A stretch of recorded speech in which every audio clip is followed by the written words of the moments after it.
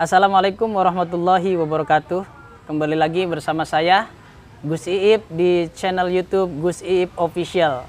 Kali ini alhamdulillah saya kedatangan tamu dari Kelapa Gading ya, dengan Om Cepi. Nah, Om Cepi ini sebagai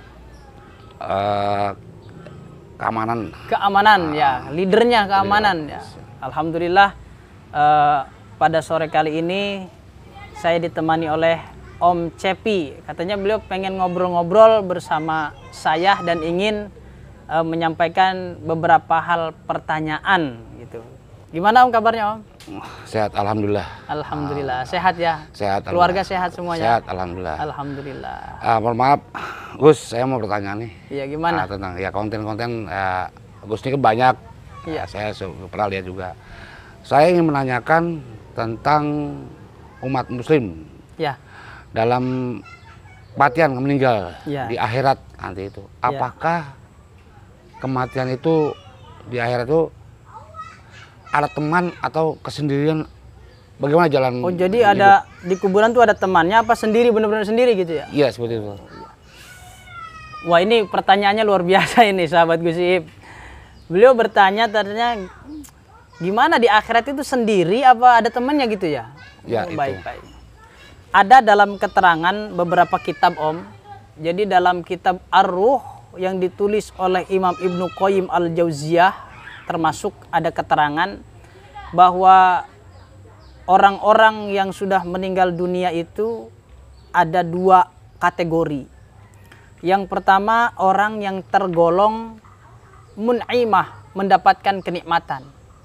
Ada juga yang mahbusah, yang dipenjara, yang disiksa di dalam kuburan. Nah, yang mendapatkan nikmat juga ini beda-beda.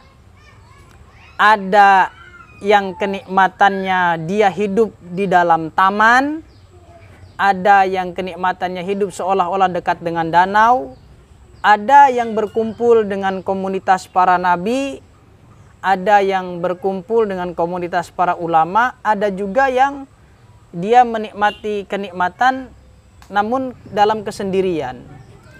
Jadi orang itu macam-macam tergantung tingkatan amalnya dan tergantung tingkatan kecintaan dia kepada siapa.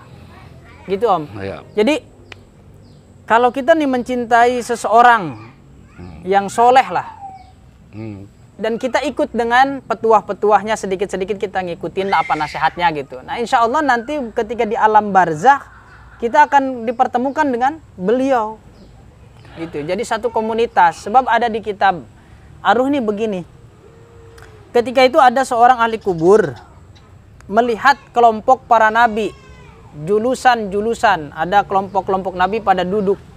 Nah ketika dia mau masuk ke kelompok itu, tapi dia dilempar, diusir, tidak boleh. Faturiha, dia dilempar, diusir begitu saja oleh kelompok-kelompok nabi ini gitu. Jadi memang di alam barzakh pun sudah ada kelompok-kelompoknya, nanti ada juga yang sendirian. Yang lebih mengerikan ya sudah gelap, sendirian, tidak ada ujung dan bahkan disiksa oleh malaikat. Ini yang mengerikan.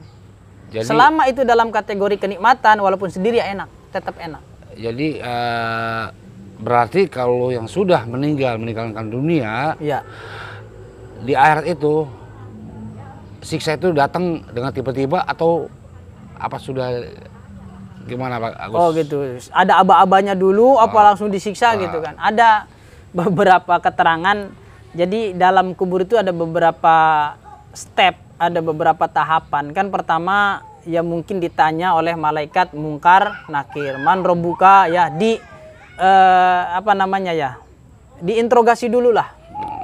Nah ketika interogasi ini dari malaikat tidak berhasil dijawab dengan benar karena mungkin keimanan kita salah atau amal kita mungkin amal kurang soleh di dunia sehingga membuat keluh bibir kita. Ya kan orang kalau mau ngomong begini, siapa Tuhanmu? Allah Tuhan saya.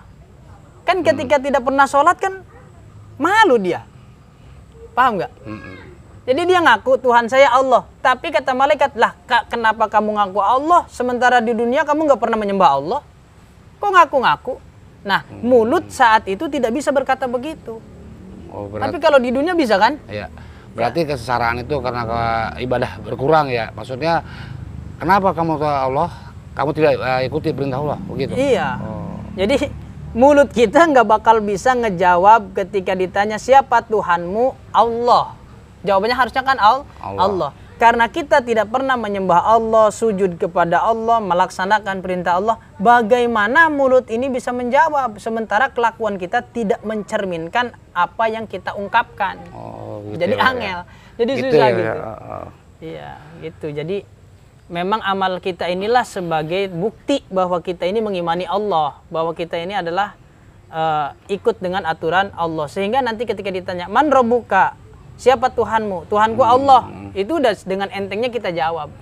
Gitu, berarti gini Gus, berarti hidup dunia akhirat tenang itu karena ada tidak kesendirian, karena di dunia itu rajin ibadah jadi nggak sepi gitu deh dalam akhirat gitu. Jadi iya memang betul. Jadi ibadah itulah yang ibadah mendapatkan ridho dari Allah ya. Jadi ibadah yang diridhoi oleh Allah. Karena ada ibadah juga nggak diridhoi Allah gitu. Itu keterangannya nanti dah.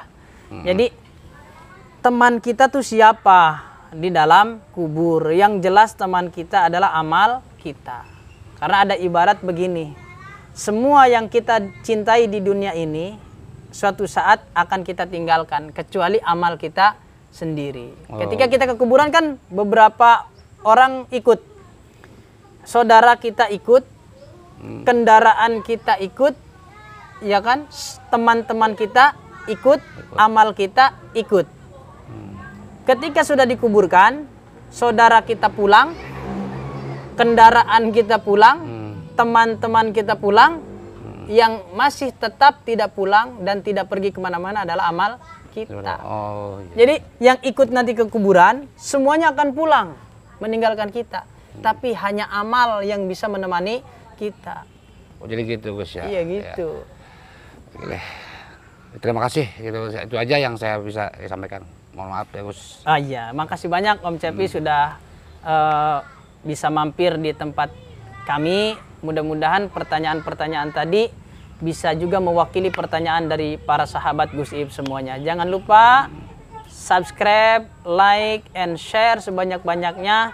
Semoga jalan dakwah ini memberikan banyak manfaat dan inspirasi bagi kita semua. Wassalamualaikum warahmatullahi wabarakatuh.